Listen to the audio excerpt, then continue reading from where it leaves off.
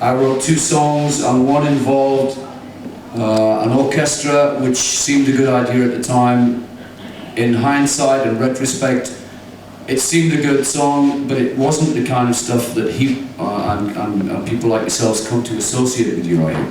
This thing turned out to be 5 miles or 10 miles, or whatever you want to call it. And I think the music had a lot to do with that as well. There was confusion. Apart from what Ken's just said, the musical confusion created that kind of atmosphere as well. If the music had been good, and the songs had represented what people wanted to hear, I think the side that Ken's just spoken about would not have taken over everything else. Whose phone is that? It's him. Tell your mother you'll be home in 5 minutes. That's a viewer calling in a question. Oh, you phoning a friend? Anyone ask the audience?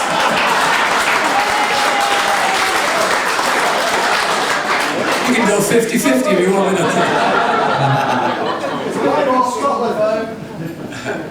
Sorry, shall we hang fire for a few minutes till you finish? Just carry on. Oh, sorry. Okay, we will then. Are we there with that one, John? Yes, we are. Okay. Enrico's got a question for you. I can. My name is Enrico. I'm Italian, but I live in London.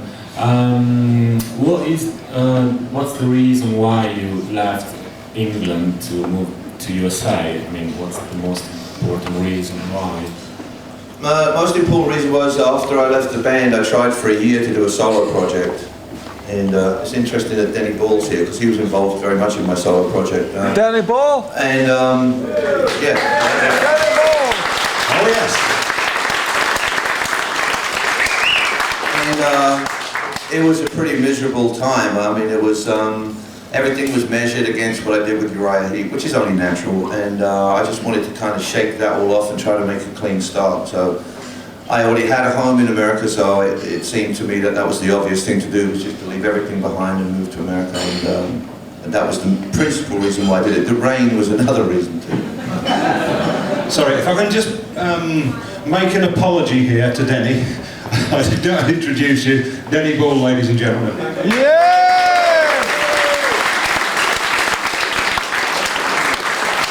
Can I just quickly say something while I'm here?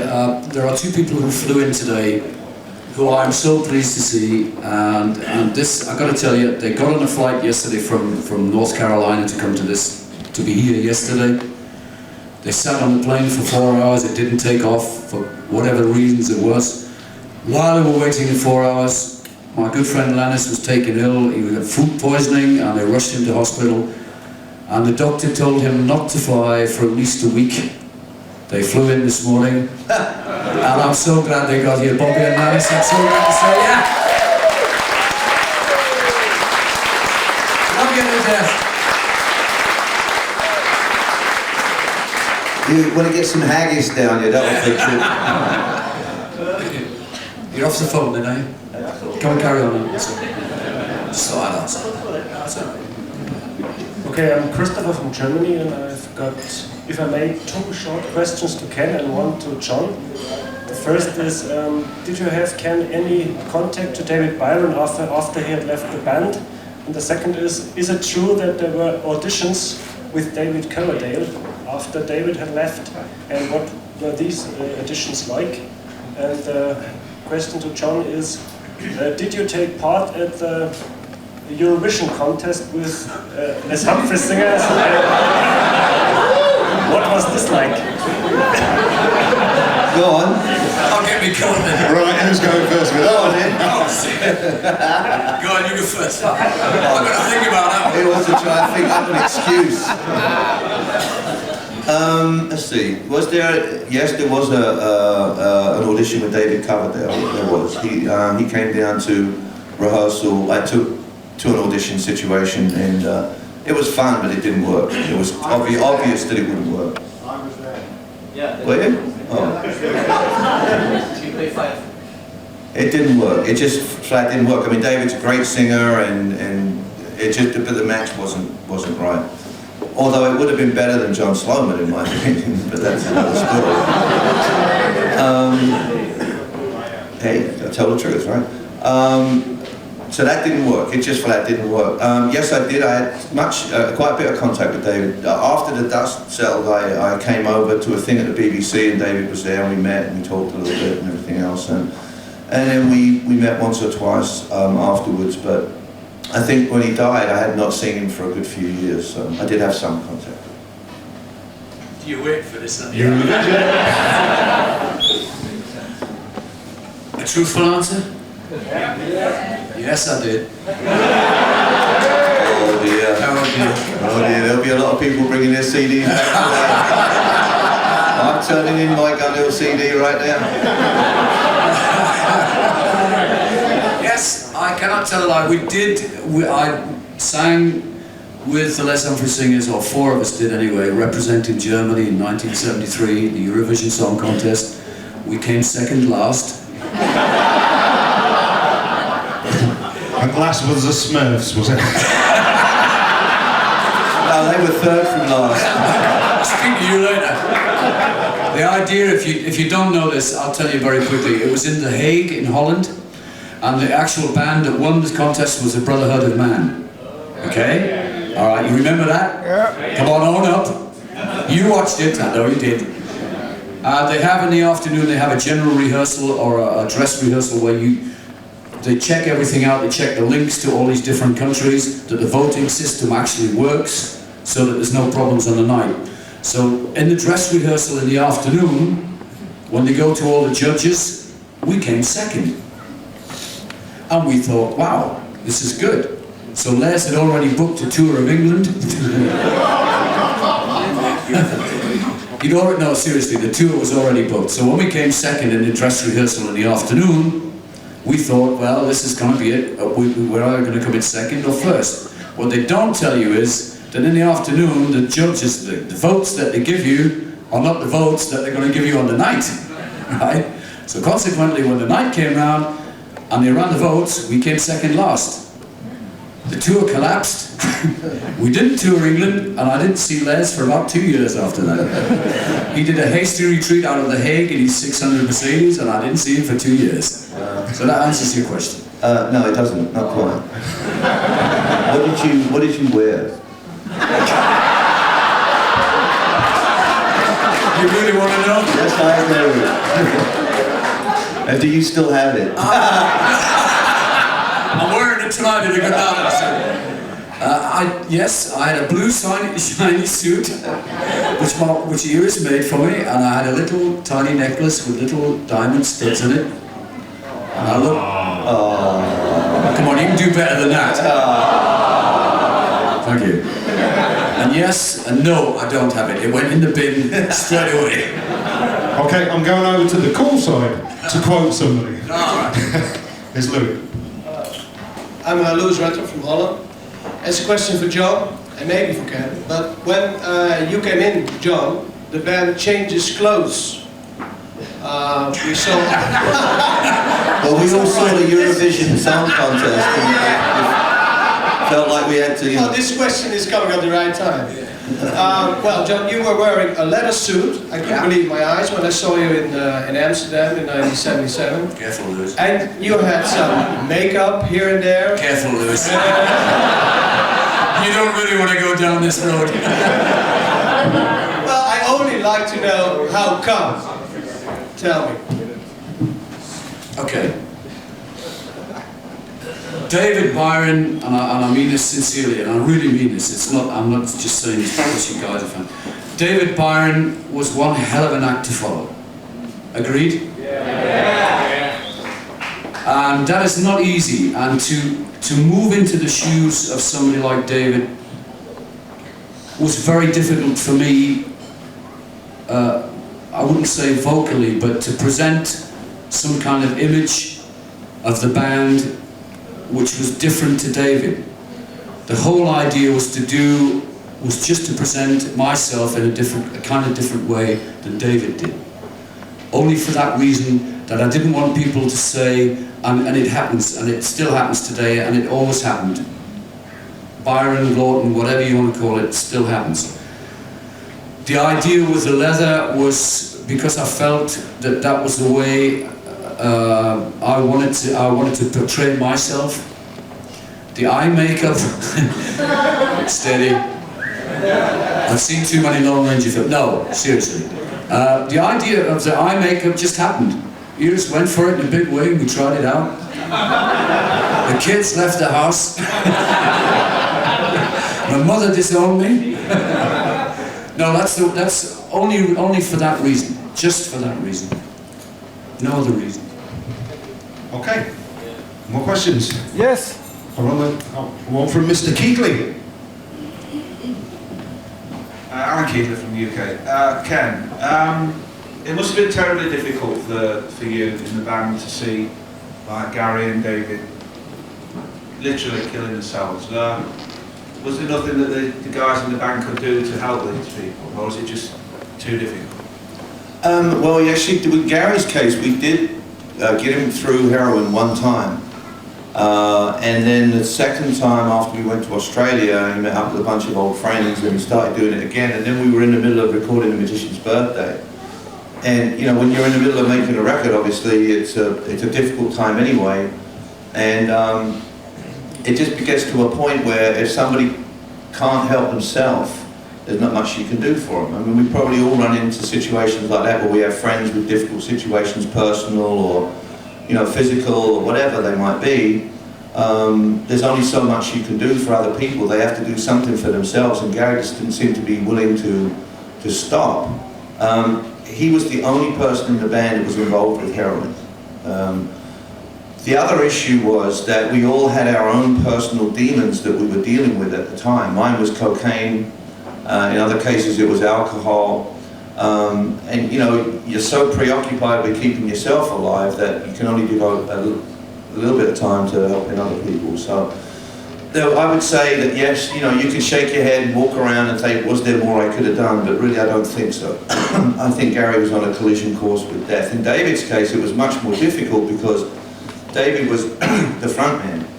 He was the mouthpiece for the band. I mean, the most important person on stage in any given situation is the lead singer, the guy who's out there communicating with the audience and everything else. So when somebody like that falls apart, you have a lot less sympathy for it because he's not just destroying himself in his own career, but he's destroying everybody else's career too. So it becomes a situation where you get angry with a person in a situation like that, where you can be sympathetic with a Gary. It's much more difficult to be sympathetic with a guy who's standing there and single-handedly destroying the entire band's career.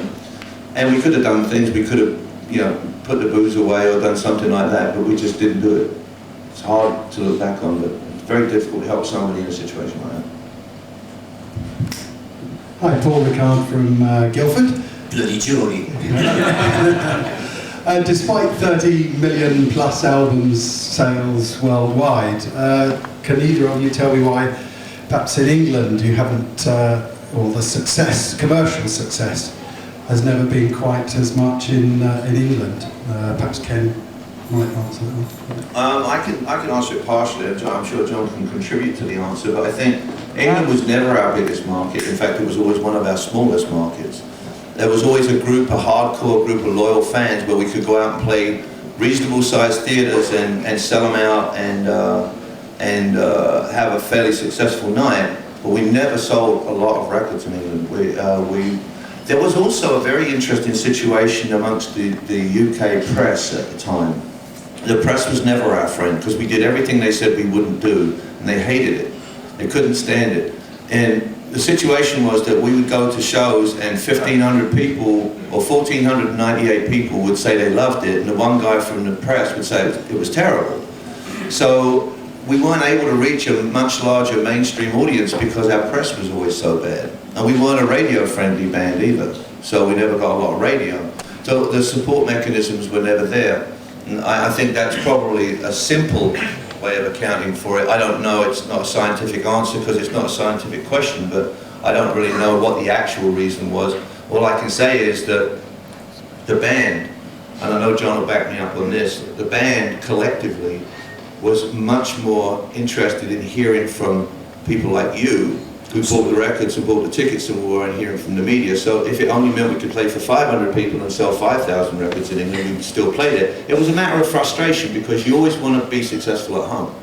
You know, that's your favourite thing to do. But in a way, if I had to go back and do it again, I'd probably do it the same way, because I'd rather be like Uriah Heep and have 100 markets around the world I can work in and have some success in, than be a band like Status Quo that can't get arrested outside of Europe. You know, and so it's just a situation which, and I think, no, I'm serious. I mean, Status Quo is a great band, and it's still, as far as I know, they're still around, still doing whatever they do. But I mean, you need America, you need Japan, you need a lot of these markets if you're going to achieve a level of commercial success to keep you going over the long haul. So it was some issues, to some extent it was priority, but I think it was mainly we didn't have the media support we needed to reach a larger audience.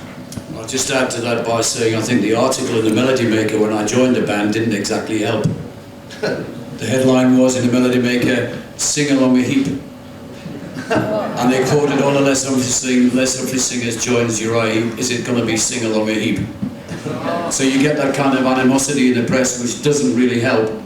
To be quite honest with you, I don't think it matters much whether you sell a lot of albums in England. I don't think it was important, and I still don't think it's important today, because England always seems to be a market for itself.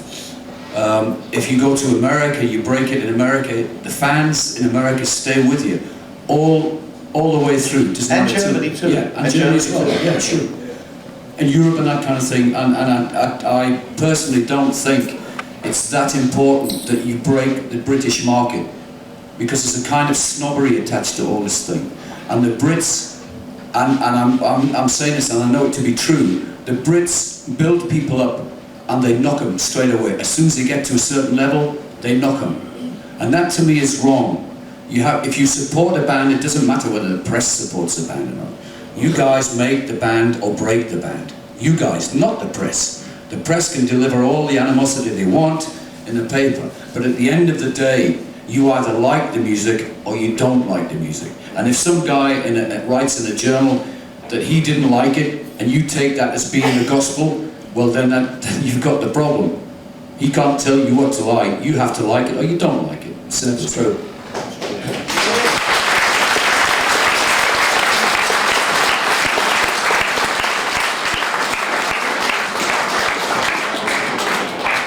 Ian McLaren, Scotland, now living in England. You're in. Hello, John. Who's going to do the translation for this one? Near 40s, near sweeties. I'd like to ask Ken what he thinks of the material that the current lineup of Uriah Heep have produced over the last 14 or 15 years it's been together. Stinking question.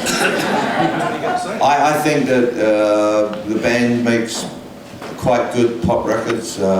I don't think there's any real relationship between the sound of the band and the sound of the band. See, my frame of reference for Uriah Heep was the band pretty much 70 through 76. And I think those are the songs that people go to see the band to hear. So when I listen to a new Uriah Heep album, it's hard, because first of all, it's called Uriah Heep. It doesn't sound a bit like Uriah Heep to me anyway. But I think the real thing that's missing, I think you still have good players. I mean, Phil's an excellent keyboard player. He's a much better keyboard player than me, technically. I mean, he knows a lot more stuff than I do. The guys still play real well, and I saw them just, like I said, a couple of weeks ago in Frankfurt, and you know, Mick and Trevor, they look healthy, and I think Bernie's an excellent singer. I really do. I just think the songs aren't there. I just don't think the songs are there, and I think that's the one missing ingredient. And it's not because I'm not in the band, because the songs were always a collaboration.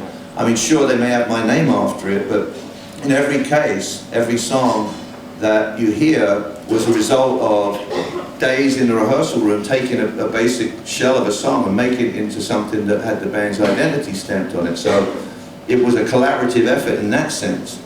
And I just think that there's so many elements missing that to even call it Uriah Heep is, in my opinion, in some ways wrong. But I think what they've tried to do, and I think really, honestly, Mick and Lee probably wanted to get rid of the old image of the band and try to create a new one so they could have a new career. So I mean, overall, I'd have to say, if I compare them with Demons and Wizards or Look at Yourself, they're a big disappointment to me. But they're okay pop records. I mean, look, the band doesn't have a record deal, they haven't had a successful album in God knows how long, there has to be a reason for that, and I think the principal reason is the songs. And that's the most honest way I can answer you. I'm not in any way putting them down, because if I had my wish, it would be that Mick could have one huge hit record, make enough money to just retire. That would be great, and let the name rest in peace. That would be wonderful. And then we could just do stuff like this every year until we all fall over and die.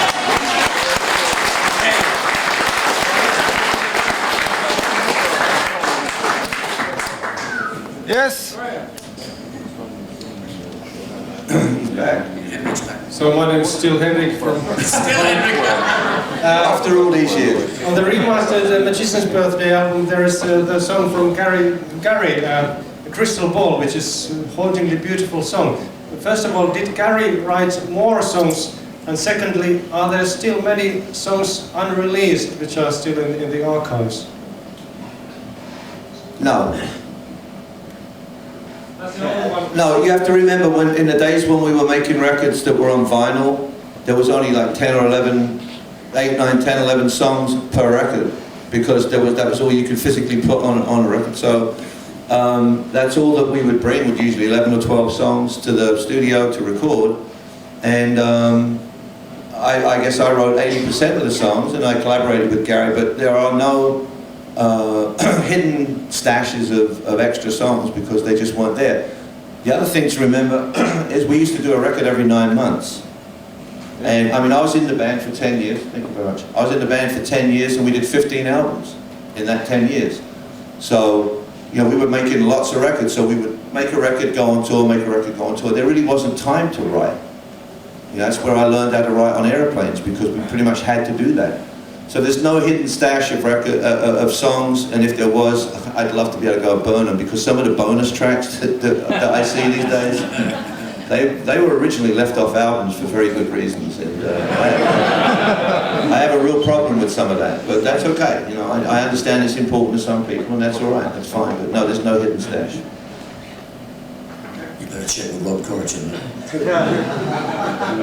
All right, this is to Ken, and Mike Fedesky from American.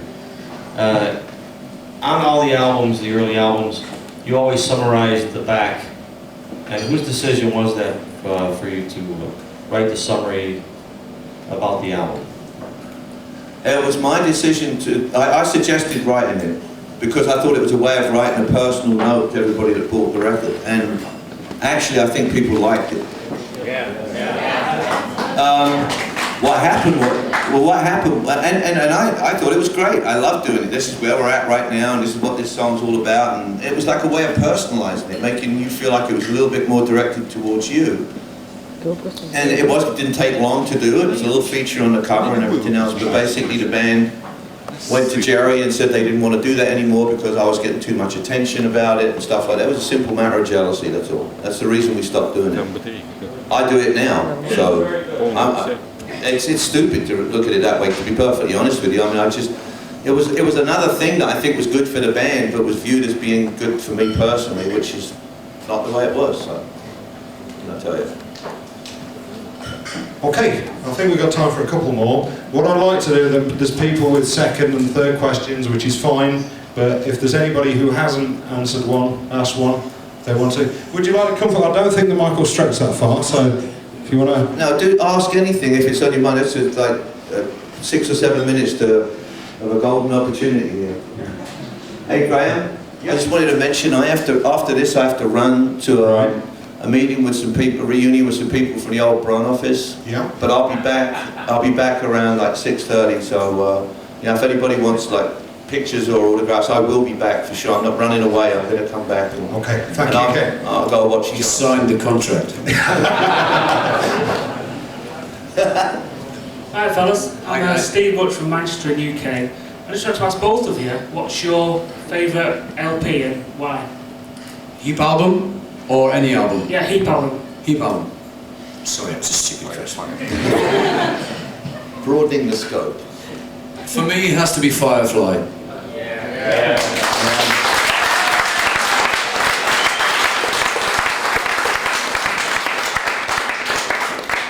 For the principal reason that it was the first album that I sang on with the band. The songs themselves had a particular magic to them, each one, somewhere. So, especially Firefly.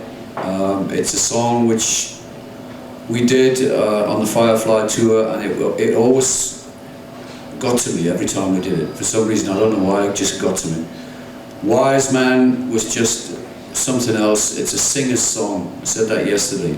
If you're a singer, and the song comes along, and they come along every now and again, it's just a song which you can't help getting into.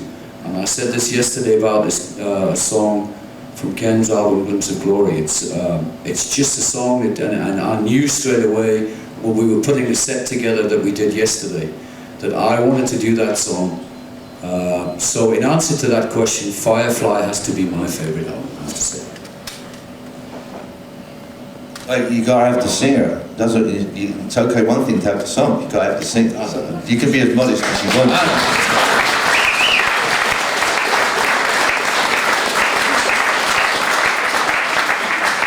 I think my favourite album with John was Innocent Victim. That went down No, I'm just kidding.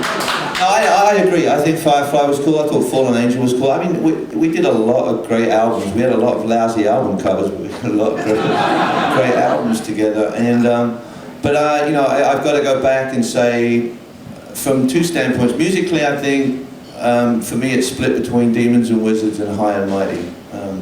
I thought High and Mighty was probably the most fun. It was just like doing a solo album with the band.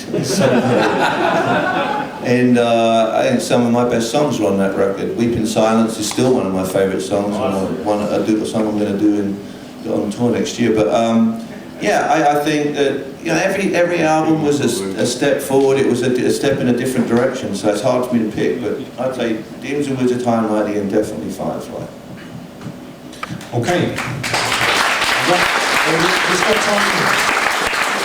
I think we've just got time for two more questions, very quick ones, okay? Now, Lannis. You described what had happened over the last few hours. Yeah. I think Lannis deserves one. He deserves it. I want to know when you two guys are going to get together and collaborate and give us a good CD. It's all right with me. Hey, I got nothing to that. Both of y'all still look pretty good. You still have some talent, so let's do it. You know what, Lannis, I got to tell you one thing. You know, I insist that it's okay to get older, but I will never get old. The chief reason I'll never get old is because I'll never grow up, right? But the one thing I hate about getting older is the word still. You still look pretty good. You still have all your hair, of course it's a different color. You still get around pretty well. No, I'm just kidding you. It's just that word still drives me up the wall. But hey, I mean, this has been the most fun for me I've had in a long time. Rehearsing for 3 days, killing my fingers, getting blisters on my bum, and everything else. It's been, and doing the show last night was something I'll never forget. It was a great time, and I could do it again.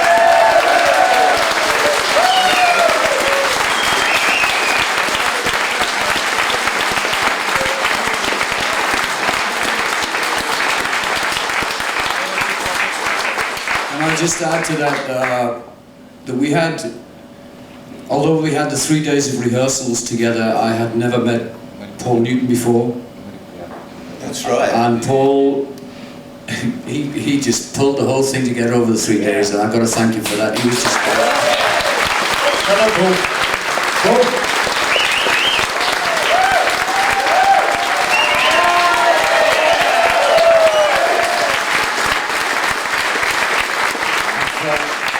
Guys who missed it last night, I know there are a few people who actually missed it.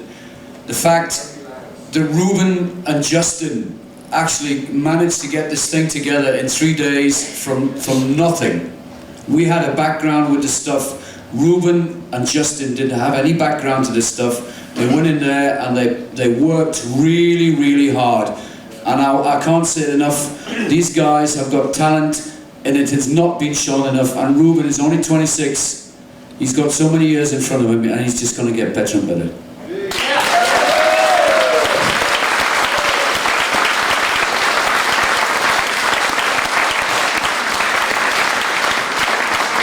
finally, Hey, you know what we should do? We should go out on the road and open for Uriah Heep.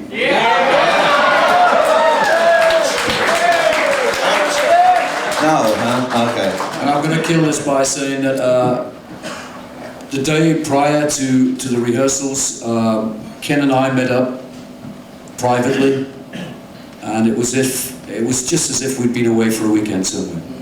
We got back together, and it's an absolute joy to work with this man. He writes some of the best songs that you could ever want to sing, and that's the biggest compliment you can pay to somebody. They write songs that you want to sing. If you're a singer, you know what I mean. Yeah. We'll see what happens.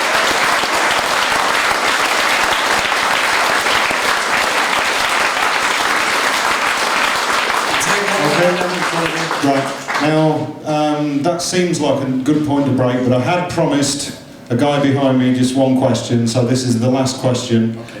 He's got a nickname that suits us all, I think, but it's his. Egil Heapaholic. Yeah! Hi, this is a question for Ken. Could you tell us some more about the recording you did during the High Mighty sessions? All the weird stuff you did? Oh, well, yeah. Thinking especially about Woman of the World. The hidden lyrics? Yes. Oh, yeah. Perhaps we should have drawn it close. Too late. No, I'm not afraid of the truth. That's fine. Yeah, well, the other guys in the band came up with the idea to do those hidden lyrics, so it was nothing to do with me. See, getting older as it's been. It does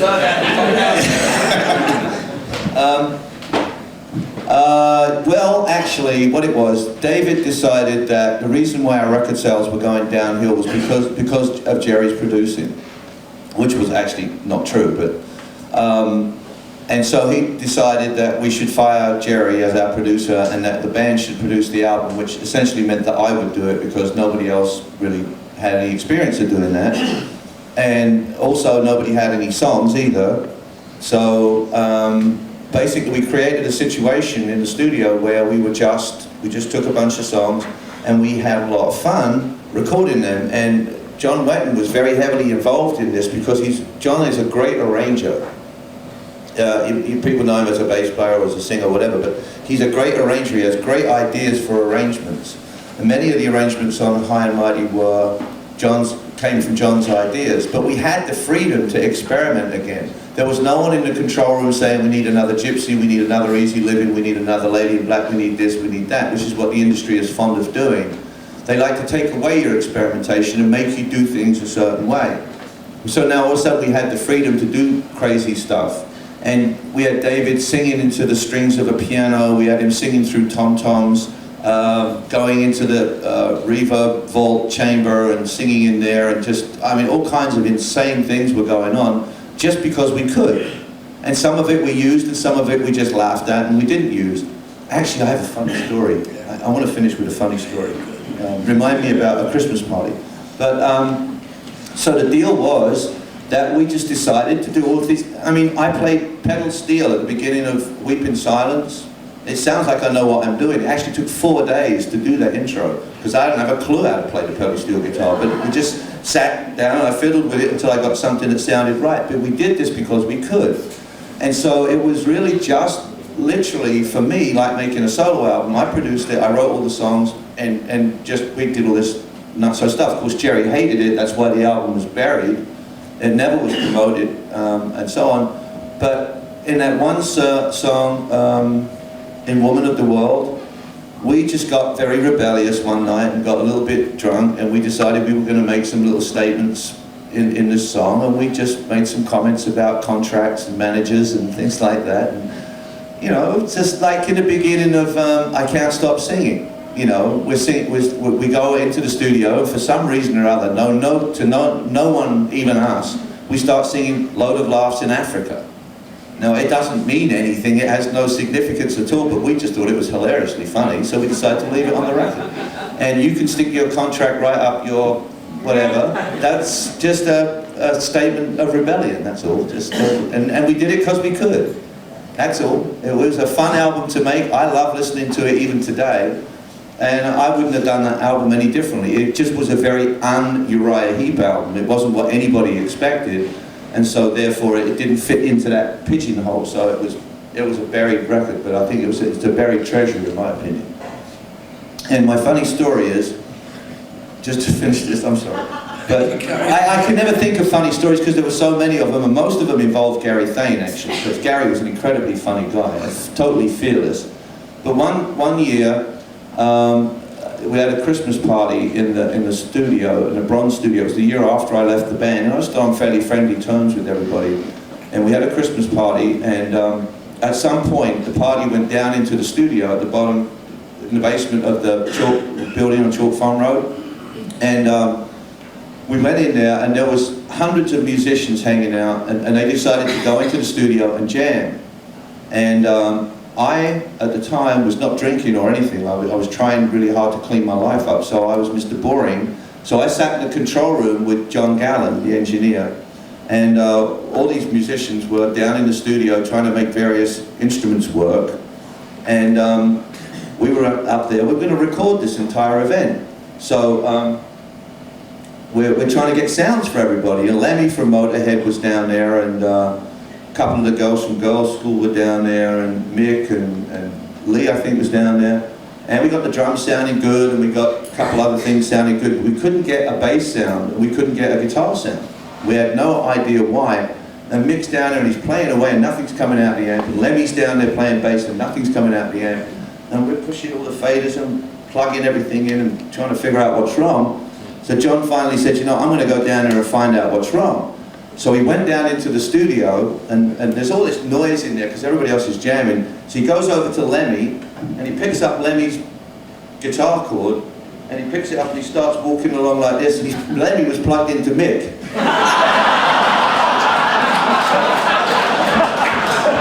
Neither of them was plugged into an amplifier, they were plugged into each other. Needless to say, that was a mess, but that was funny. Oh, what a way to end. Listen, guys. What more can you ask? What other band would produce members that would do this kind of thing? John Lawton and Hensley. Thank you, guys.